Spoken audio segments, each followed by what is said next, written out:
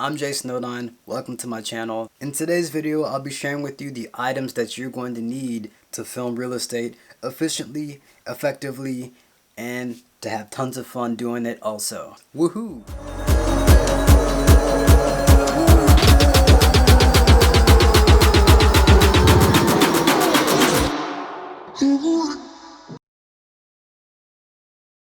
So without further ado, the first item that you're going to need is a motorized gimbal.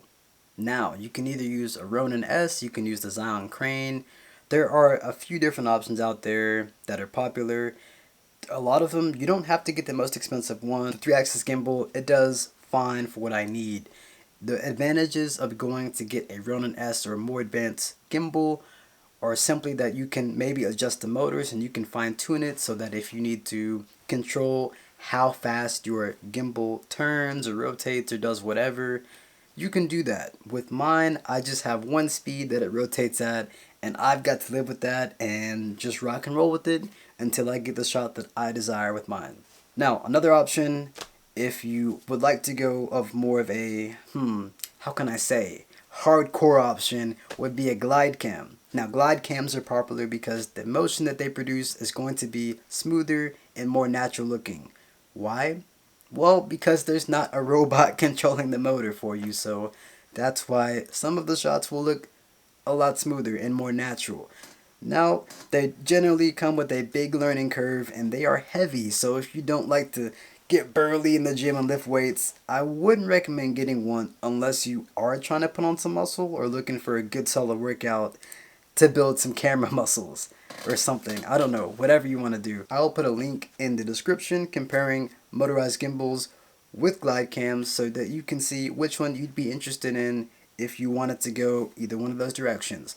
Whichever you do, I don't recommend using handheld for any shots that you do in real estate because you want to have the steadiest hands that you can, and who better than a machine in these situations.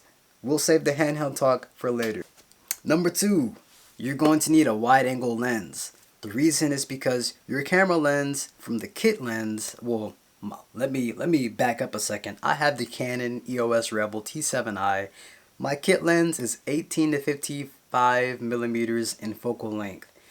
So that means it's automatically kind of zoomed in compared to my wide angle, which doesn't even go to 18. I have a 10 to 16 from Canon that I use to shoot with real estate now. Imagine this is your kit lens. When you get a wide angle, it'll be like this, so you can see a whole lot more. This is important in real estate for a couple of reasons. One, no one wants to feel claustrophobic watching a video of a home that they want to buy. You want to give the feeling of a room being as big and massive as it is because people want to feel like they're moving into somewhere that has space. Unless they're not, then I guess you would need to find someone that does like small spaces. Number 3, a VND filter. A variable ND filter, for those of you that may not know, is not to be confused with a polarizer.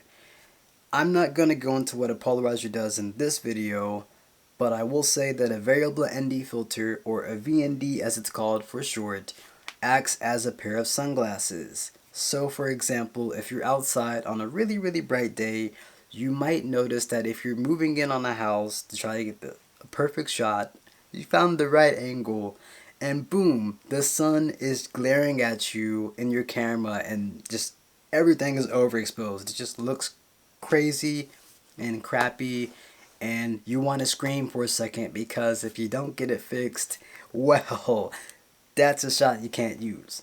So if you go through all the troubleshooting steps necessary, now I'm talking about going into your settings, turning down ISO, turning up your aperture, going through all of that, if still, even auto ISO, if that doesn't help you and you're on your last leg, or if it's really bright in general and you just want to kind of tone it down, throw on a VND. It acts as a sunglass for your camera that, get it, hold on. You can actually adjust how dim the sunglasses go. That's right, if you twist it, you can actually control the darkness. You can control how much light is being blocked out, which is awesome. I mean, I didn't know they made sunglasses for cameras, but they do. Geniuses. Something else that is, I'm going to say optional, and I'm going to explain why, is a drone. So I use the Mavic Air 2, but first, let's get into why I'd recommend a drone and when I'd recommend a drone. So drones are cool because you get overhead shots, you can get the backyard, you can show off really a lot of things that you can't just be on the ground with your camera, with your stabilizer of course, and get footage of the sky. I mean, you can take footage of the sky, but looking down from the sky, dude, way cooler. And you don't have to be that high off the ground either. You don't need to go 500 feet above the house to get a cool shot of it. Not every house or condo or wherever it is needs a drone shot. And the reason is because not everything looks that flattering from the sky. I mean, everything looks pretty cool, but do you really need a drone shot of every single house? That's going to vary. Depending on how much space they have to film. Are there a bunch of trees that are blocking it? I've seen massive houses with just a whole bunch of trees in the front yard, making it so hard to get drone footage. So be smart. You don't always need to bring your drone, and if you do, be aware of the surrounding obstacles that might impact your flight and may not help you get the best quality that you want.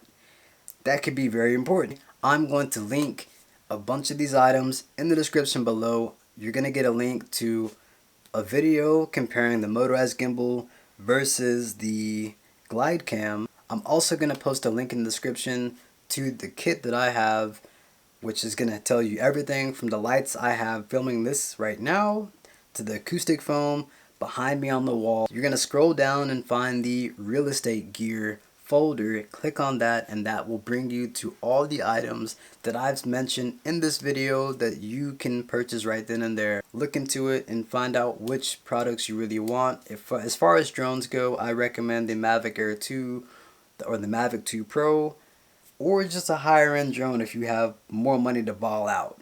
The Mavic Air 2 is pretty cool so far. I've gotten awesome footage with it. I mean, do I regret not spending $300 more to get the Mavic 2 Pro?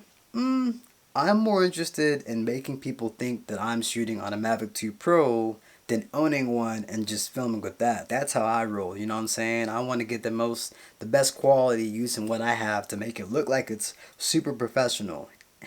But if you're going to fly commercially for real estate or for any gig that you're going to make money off of using a drone, you need to have a Part 107 license.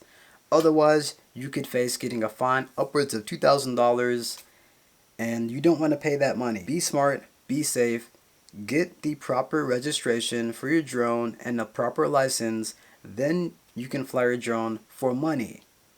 All this information has been given to you today because I want y'all to learn from the experiences and the mistakes that I've made in real estate, and I don't want you to make them. I want you to be better than I am. So that is what I'm here to do. Check out more of my channel. There's going to be more videos popping up about real estate. Educate yourself, go out and practice, and happy filming.